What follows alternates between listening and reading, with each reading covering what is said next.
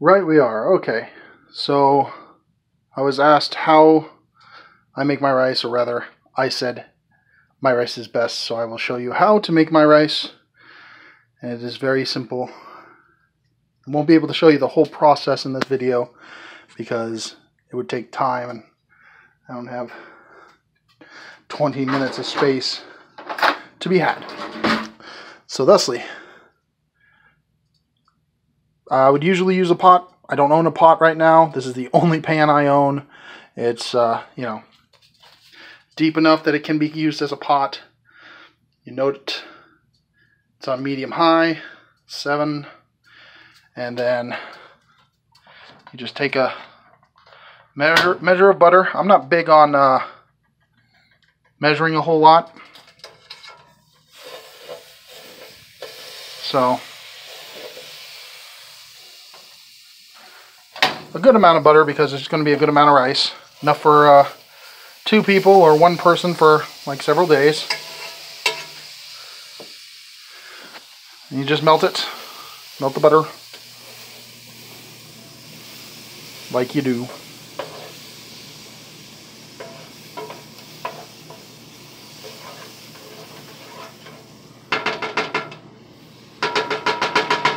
Radio.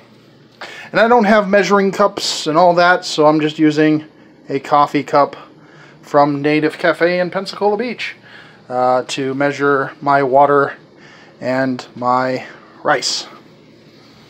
And that looks like enough butter, so I don't have to get more. Move that aside. Boom. Right. By the way, this is my kitchen. Woo.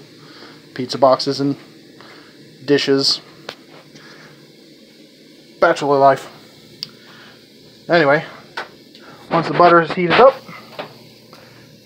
boom, turmeric. Careful not to get the stuff on your hands. It can stain, takes a while to come out. Good liberal amount. Oh jeez. My AC is on and that just blew right back in my face. Woo. The vent for my AC is right behind me when I do this stuff. Hold on a second. Let me see. And turn that off for the moment. Off. There we go. Thank God. Alright. That way we don't have to do booty. Anyway. Turmeric, cumin.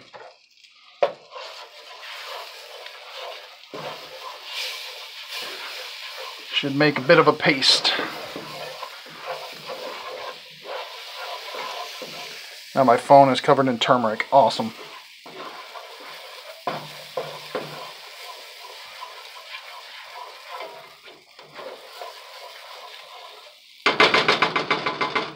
So you just let that cook up. It's going to be really aromatic, really fragrant. It's awesome. By the way, you can do this with any seasoning, any powdered seasoning, paprika and garlic. If you wanted to do something Mexican, this is for a Arabic or Greek dish. And see, once you got that paste-like texture, you are set to add your rice. I need a little more rice than that. There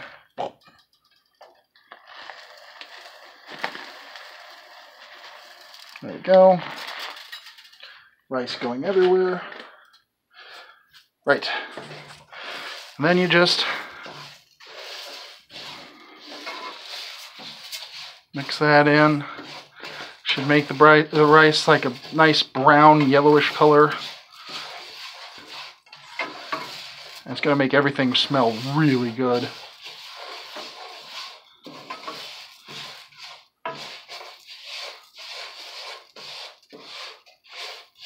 And it's okay if you got the the little chunks in there of seasoning. That's going to get thinned out when you put the water in and all that stuff.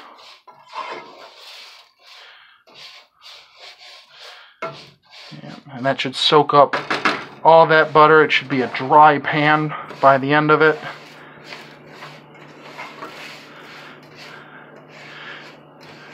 Just kind of keep smoothing it out so that all the little kernels can get fried up a little bit.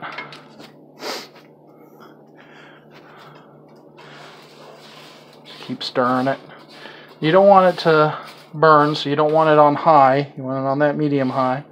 And you really don't want to, leave it in one place for too long, because then you get bits that are burnt instead of being just cooked. And you can kind of see, I hope, you see the little really light kernels there? Those are the ones that have been cooking the most. I mean, you can kind of tell as I'm stirring it up that they're evenly distributed with the, normal colored kernels.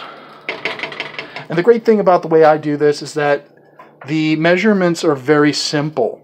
I put in basically 1.5 of these of rice, and that means that you want to have double in water. So, see? Yeah, you don't want it to be making noises like that. Anyway. But there, yep, there you go. There, and then we're going to get some water.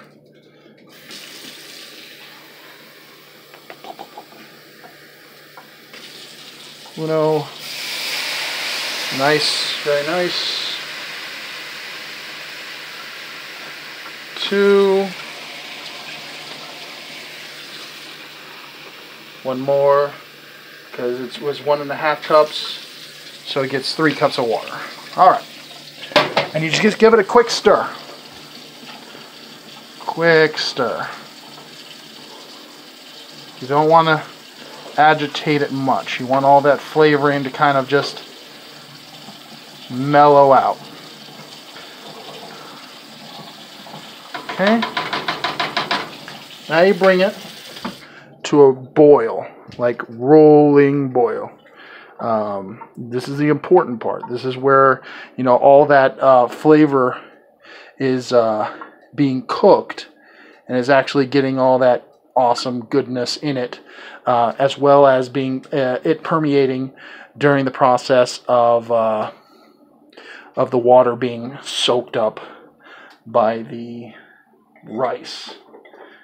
Now, of course, this doesn't show the halal chicken or the yogurt sauce that I make for this particular dish. I make this rice for everything, but mostly specifically for my cart style halal chicken and rice. And I've had multiple people, even people who really don't care for ethnic food at all, people who really hate ethnic food from Kentucky, who say that this is the best thing they've ever tasted, which is a big compliment to me, getting people who really are not into cuisine from other places into it. So once it comes to a nice little boil, just taking its sweet time, but you don't want to mess with it. Just leave it alone. You'll be tempted to want to stir it.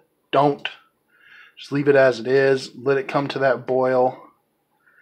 And because you want all that heat trapped in there, take your lid, put it on top, turn it down to about 2 or 3. And this is a new kitchen, so I'm hoping that's right.